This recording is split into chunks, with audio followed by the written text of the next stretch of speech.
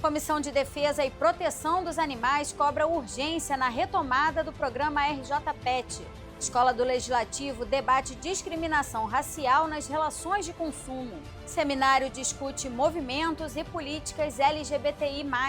Trem do Samba comemora 30 anos. E agentes da segurança pública aposentados por incapacidade permanente devem ter direito ao valor integral da última remuneração. O Jornal da Alerj está começando agora.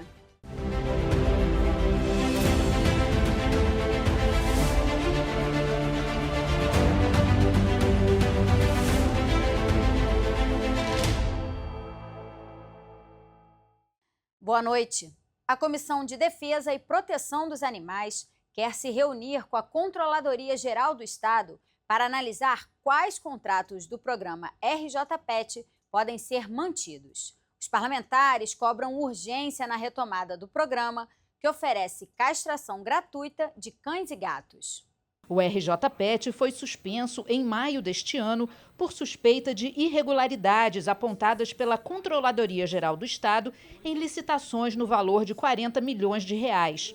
Criado em 2021, o RJ-PET realizou mais de 409 mil esterilizações de cães e gatos no estado, mas em 2025 foram apenas 14 mil cirurgias, o que preocupa principalmente os cuidadores de animais. O subsecretário estadual de Proteção e Bem-Estar Animal, que assumiu a pasta há 18 dias, afirmou em reunião na Alerj que há previsão para a retomada do programa ainda este ano, mas não fixou a data.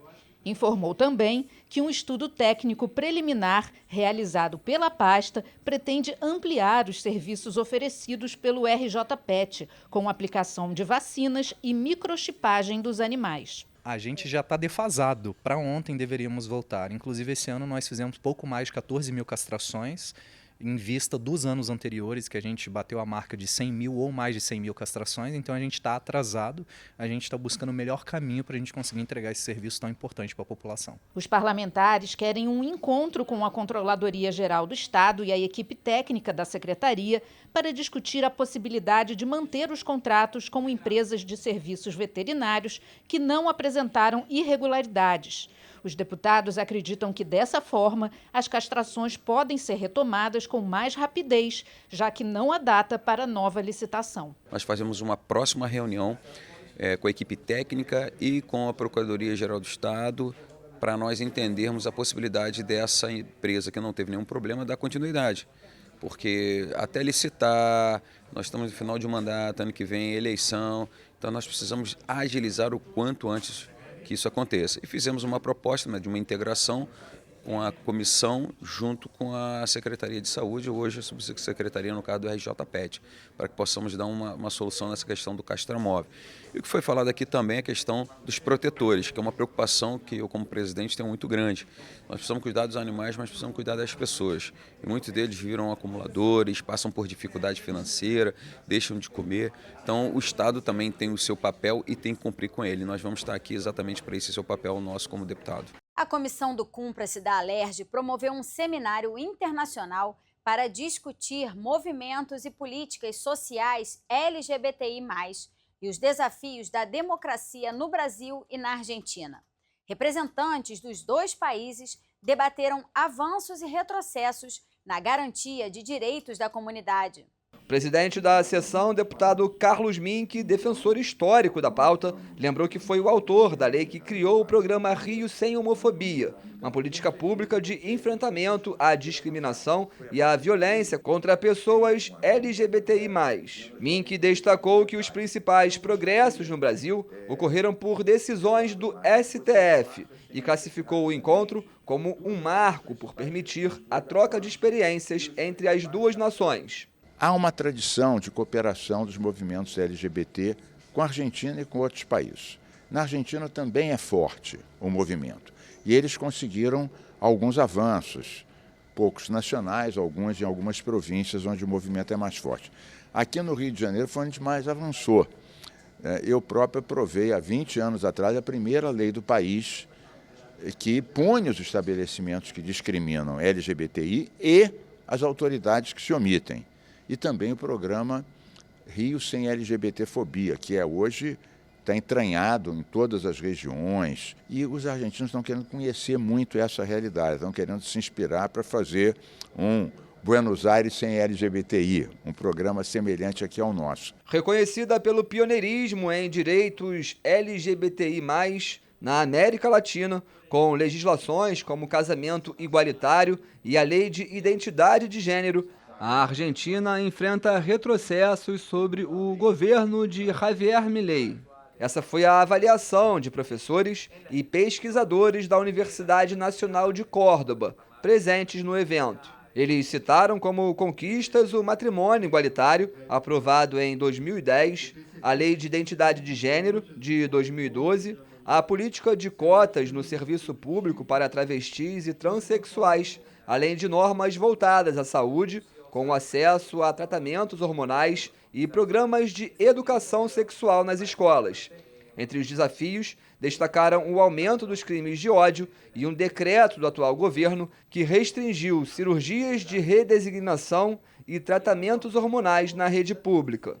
O seminário foi visto como uma oportunidade de aprendizado mútuo entre os países. Acho que as fronteiras que temos com o Brasil, historicamente, têm sido muito importantes na leitura que tanto um país como outro faz de seu país irmão para pensar as políticas, para pensar os processos sociais, para pensar como são as formas de colaboração que podemos construir, fortalecer nos contextos tan terríveis como en este caso. Creemos que es muy importante poder pensar también la singularidad de cada país, pero en el marco de una estrategia de conjunto, porque los problemas y los desafíos que tiene el activismo LGBT en Argentina tienen sus singularidades, pero también hay muchas problemáticas comunes con los problemas y singularidades del activismo LGBT en Brasil. A deputada Dani Balbi também participou do evento e classificou os ataques e tentativas de desmontar políticas LGBTI+, como um fenômeno global,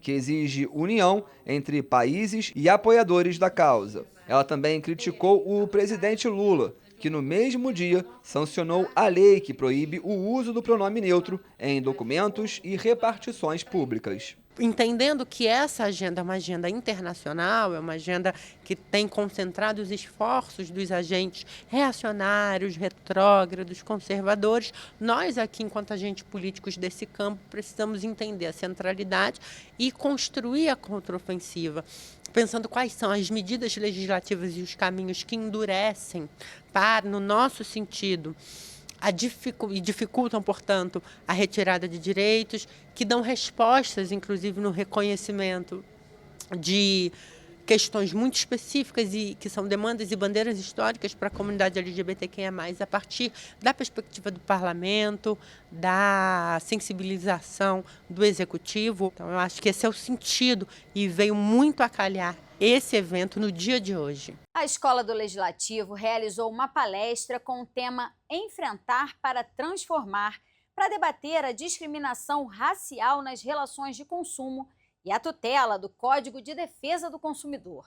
A atividade foi realizada nesta terça-feira e o objetivo foi proporcionar uma reflexão jurídico-filosófica sobre o enfrentamento da discriminação racial na gestão e interação prática entre consumidores e empresas, como atendimento ao cliente e resolução de reclamações. Esse tema é de extrema relevância devido que a discriminação ela se encontra em todos os ambientes e isso não é diferente na relação de consumo. Trazer esse tema, a discussão, a palestra, no dia a dia, no compliance das empresas, isso está trazendo uma nova visão do Código de Defesa do Consumidor.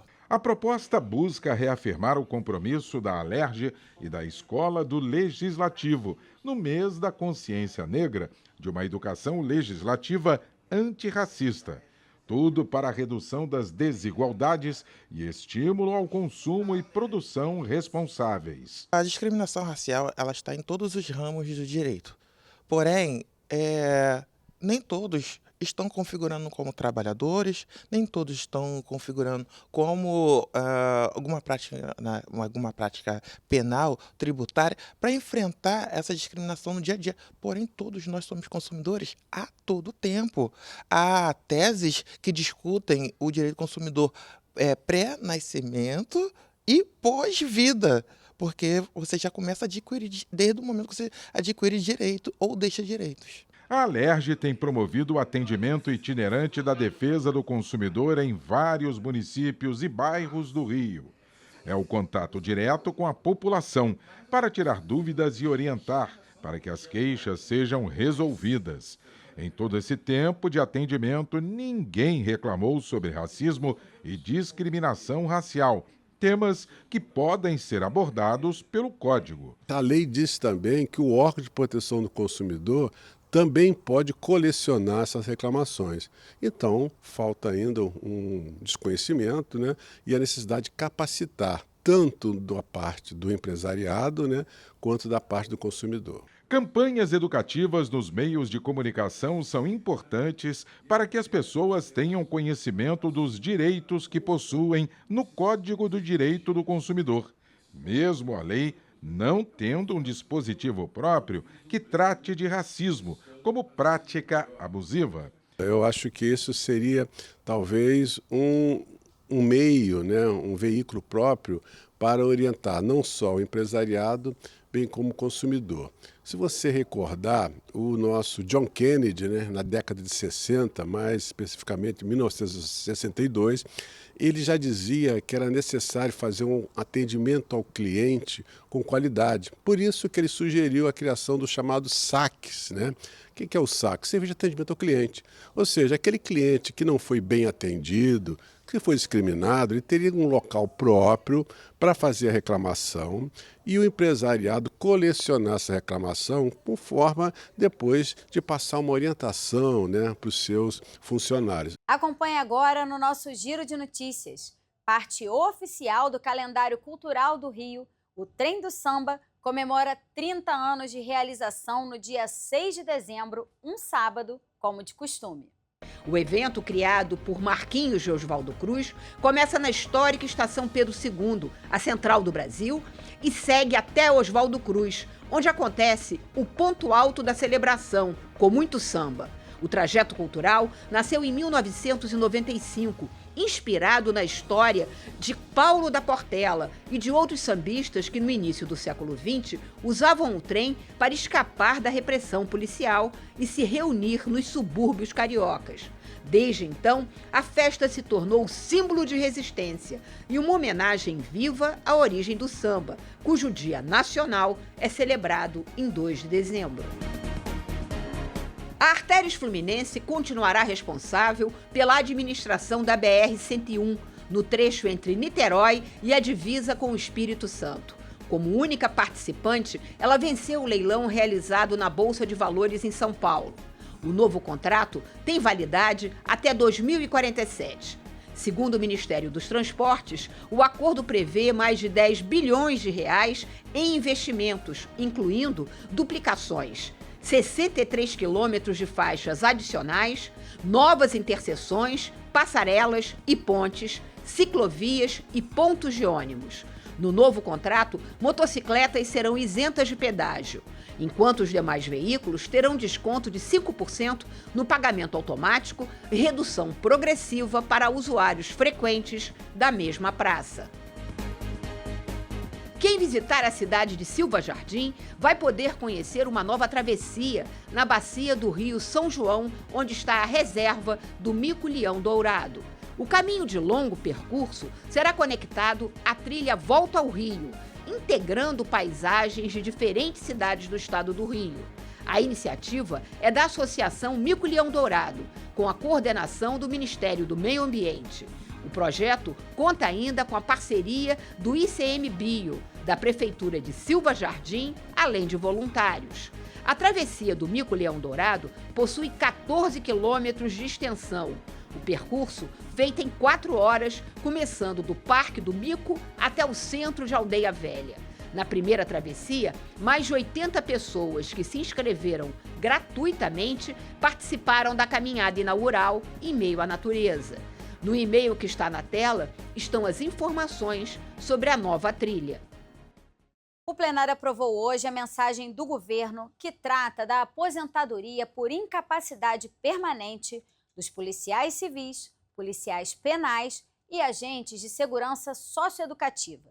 Em caso de acidente de trabalho, doença profissional ou doença de trabalho, os servidores vão ter direito ao valor integral da última remuneração, além de reajustes na mesma data e na mesma proporção dos servidores da ativa. Em caso exclusivo de acidente de trabalho, os profissionais vão ter a aposentadoria calculada com base na remuneração da classe imediatamente superior à ocupada. Caso já estejam na última classe, vão receber reajuste de 10% sobre os vencimentos.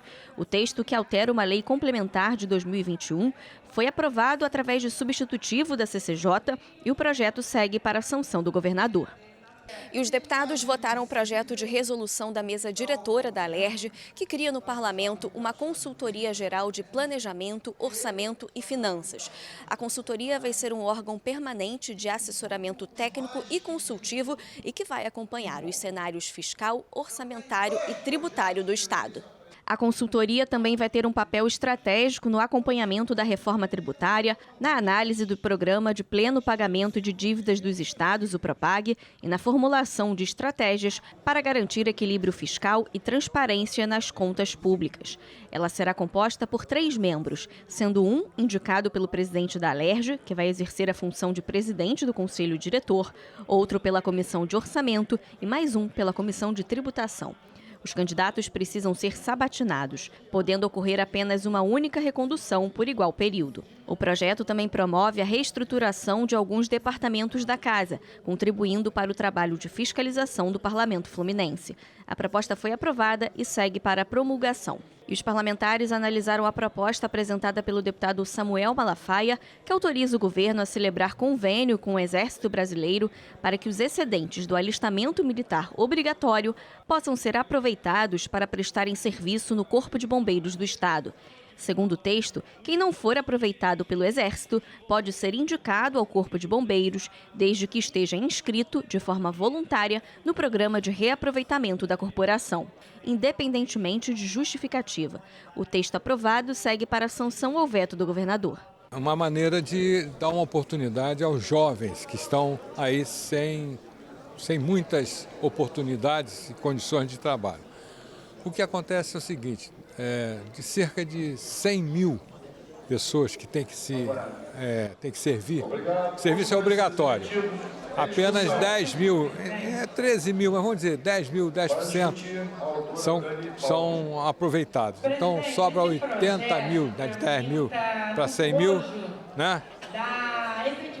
Muita coisa. Então esse pessoal, nós estamos dando uma oportunidade deles fazerem um curso, deles ingressarem e fazerem um curso no Corpo de Bombeiros de defesa civil, de salvamento de vidas, e isso valer como o serviço militar. Pode ser criado no Rio o programa Jovens Embaixadores do Livro. A iniciativa, apresentada pela deputada Dani Balbi, busca estimular a leitura e a cultura em todo o estado.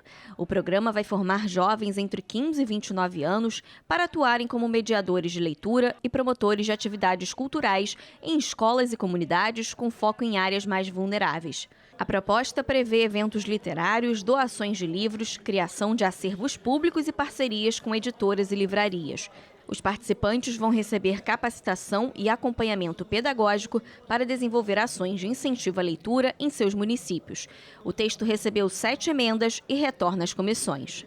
Na classe D e E, a gente não chega a 40% de pessoas que declaram que leram pelo menos 3 livros no intervalo de 1 ano. E a gente tem observado que a tecnologia da leitura, a tecnologia do campo do livro e da literatura e da oralidade, ela tem se perdido. Então é importante que a gente tome iniciativas para retomar isso. E uma delas é envolver os jovens que estão em curso de formação no ensino básico, na Secretaria Estadual de Educação, e outras, articulados a outras secretarias, mas que são formados pelo Estado, para que eles mesmos se forjem enquanto leitores e possam promover, através da incidência em bibliotecas comunitárias, em círculos de leituras, iniciativas outras, o hábito da leitura, não só nos jovens, mas também nos mais adultos. E os deputados discutiram o projeto do deputado Cláudio Caiado para incluir a interdição como penalidade aos estabelecimentos flagrados com cobre de fios de concessionárias de serviço público. A medida altera a lei que trata da aplicação de medidas administrativas para combate ao roubo, furto e receptação de cabos, fios metálicos, geradores, baterias, transformadores e placas metálicas no estado. De acordo com o parlamentar, a proposta vai reforçar o controle em ferros velhos em situação irregular. A interdição cautelar do estabelecimento deve ser de até 180 dias, determinada pela Polícia Civil, quando houver flagrante de comercialização, aquisição, armazenamento, estocagem ou uso de cobre com comprovada origem ilícita do material por meio de laudo técnico pericial da Polícia Civil ou de auto-reconhecimento da concessionária de serviço público afetada. O local vai ser interditado definitivamente caso exista reincidência do uso ilegal. O projeto recebeu 6 emendas e retorna para a análise das comissões. O Jornal da Alerj fica por aqui. Você pode acompanhar a programação pelo nosso YouTube e pelas redes sociais. TV Alerj, o canal do povo. Uma boa noite para você e até amanhã.